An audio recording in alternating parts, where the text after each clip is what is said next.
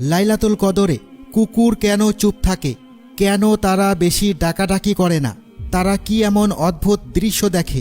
এই রাতে আকাশ থেকে অসংখ্য ফেরেশতা এসে মুমিন নরনারীর বাড়ির দরজায় এসে কি করে? খুবই চমৎকার তথ্য আজ আমরা আপনাদের বলতে চলেছি, তাই ভিডিওটি শেষ পর্যন্ত দেখতে থাকুন। আসসালামু আলাইকুম প্রিয় বন্ধুরা। লাইলাতুল কদর ইসলামে অত্যন্ত গুরুত্বপূর্ণ ও ফজিলতপূর্ণ রাত। কুরআনে বলা হয়েছে, নিশ্চয় আমি একে নাজিল করেছি এক মহিমান্বিত রাতে। তুমি কি জানো সেই মহিমান্বিত রাত কি? মহিমান্বিত রাত হাজার মাস অপেক্ষা উত্তম। সে রাতে ফেরেশতাগণ ও রূহ তাদের প্রতিপালকের আদেশক্রমে প্রত্যেক বিষয়ে অবতরণ করেন।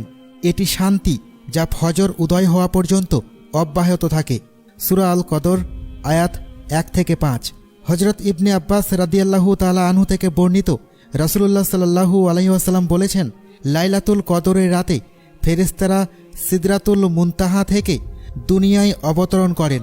তাদের মধ্যে প্রধান ফেরেশতা হযরত জিবরাইল আলাইহিস সালামও থাকেন। তারা দুনিয়ায় বিভিন্ন স্থানে পতাকা স্থাপন করেন, যেমন একটি পতাকা কাবা শরীফের উপর, একটি পতাকা বাইতুল মুকাদ্দাসের উপর, একটি পতাকা মসজিদে নববীর উপর এবং একটি পতাকা সিনাই পর্বতের উপর। এছাড়াও বিভিন্ন পুণ্যবান ব্যক্তির বাড়ির সামনে পতাকা স্থাপন করেন। ফেরেশতারা এই রাতে ঈমানদার বান্দাদের ঘরে প্রবেশ করেন, যারা ইবাদত বন্দিগিতে মশগুল থাকেন।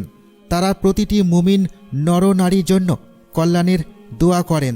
তবে কিছু মানুষ এমনও থাকে যাদের কাছে গিয়ে ফেরেশতারা সালাম দেন না এবং তাদের জন্য অভিশাপ প্রেরণ করেন, যেমন যারা মাদকাসক্ত, যারা শূকরের মাংস খায়, যারা সুদ ঘুষে লিপ্ত, যারা জাফরান ব্যবহার করে।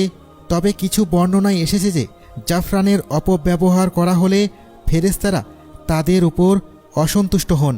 মুসনাদে আহমদ হাদিস নম্বর 519।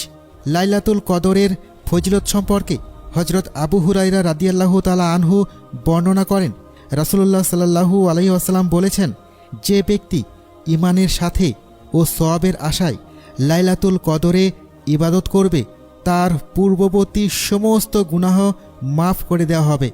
সহিহ বুখারী হাদিস নম্বর 1901, সহিহ মুসলিম হাদিস নম্বর 760। এই রাতের আরেকটি বৈশিষ্ট্য হল ফেরেশতারা মুমিনদের ঘরে গিয়ে মুসাফা করেন। ইবনে আব্বাস রাদিয়াল্লাহু তাআলা আনহু বলেন, ফেরেশতারা হযরত জিবরাইল আলাইহিস সালামের নির্দেশে দুনিয়ায় ছড়িয়ে পড়েন এবং প্রত্যেক ছোট বড় ঘর, জঙ্গল কিংবা নৌকায়, এমনকি যেখানে একজন মুসলমানও থাকে, সেখানে গিয়ে সালাম দেন এবং মুসাফা করেন। লাইলাতুল কদরের রাতে কুকুররা কেন চুপ থাকে? অনেকে বিশ্বাস করেন যে এই রাতে কুকুর ডাকতে চায় না বা চুপ থাকে।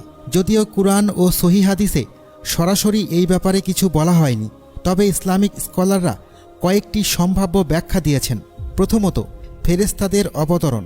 হাদিসে এসেছে, ফেরেশতারা যেখানে অবতরণ করেন সেখানে শয়তান প্রবেশ করতে পারে না। কুকুর সাধারণত জিন বা শয়তানের উপস্থিতি অনুভব করে ডাকতে পারে, কিন্তু লাইলাতুল কদরের রাতে যেহেতু শয়তানদের প্রভাব থাকে না, তাই কুকুর চুপ থাকে। দ্বিতীয়ত, আল্লাহর বিশেষ রহমত। এই রাতে পৃথিবী শান্তির বার্তা পায়, যা প্রাণীকুলেও বিশেষ পরিবর্তন দেখা যায়। কুকুরদের আচরণে একটি স্বাভাবিক শান্ত ভাব আসে, যা ফেরেশতাদের আগমনের প্রতিফলন হতে পারে। তৃতীয়ত, কুকুর ও ফেরেশতা। ইসলামে বলা হয়েছে, ফেরেশতারা যেখানে কুকুর থাকে সেখানে প্রবেশ করেন না। তবে লাইলাতুল কদরের রাতে যেহেতু তারা পুরো পৃথিবীতে ছড়িয়ে পড়েন, তাই কুকুরের উপর একটি অদৃশ্য প্রভাব পড়ে এবং তারা শান্ত হয়ে যায়। হাদিসে এসেছে, রাসূলুল্লাহ সাল্লাল্লাহু আলাইহি ওয়াসাল্লাম বলেছেন, ফেরেশতারা এমন ঘরে প্রবেশ করেন না যেখানে কুকুর বা ছবি থাকে। যদিও এটি সাধারণত ফেরেশতাদের বিষয়, তবে কদরের রাতে বিশেষ পরিস্থিতির কারণে কুকুরের আচরণ বদলে যেতে পারে। কিভাবে বুঝবেন যে আজকের রাতটি লাইলাতুল কদরের রাত? হাদিসে লাইলাতুল কদরের বিশেষ আলামত উল্লেখ করা হয়েছে। প্রথমত, আকাশ স্বচ্ছ ও শান্ত থাকবে। নবীজি সাল্লাল্লাহু আলাইহি ওয়াসাল্লাম বলেছেন, লাইলাতুল কদর হবে উজ্জ্বল, পরিষ্কার, ঠান্ডা এবং চাঁদের আলোয় আলোকিত। সেই রাতে কোনো শয়তান বের হবে না। দ্বিতীয়ত, গভীর রাতে আলোর অনুভূতি। কিছু মানুষ অনুভব করেন যে লাইলাতুল কদরের রাতে বিশেষ এক ধরনের আলো বা নূরের ছটা পৃথিবীতে ছড়িয়ে পড়ে। তৃতীয়ত, স্নিগ্ধ ও মনোরম আবহাওয়া। এই রাতে খুব গরম বা খুব ঠান্ডা অনুভূত হয় না, বরং আবহাওয়া মৃদু ও মনোরম থাকে। চতুর্থত, বুক ধরফর করা বা অদ্ভুত প্রশান্তি অনুভব করা। অনেক মুসলমানের হৃদয়ে এই রাতে বিশেষ প্রশান্তি অনুভূত হয় এবং ইবাদতে মন বসে যায়। আল্লাহ বলেন, এতে রয়েছে শান্তি যা ফজরের সময় পর্যন্ত অব্যাহত থাকে।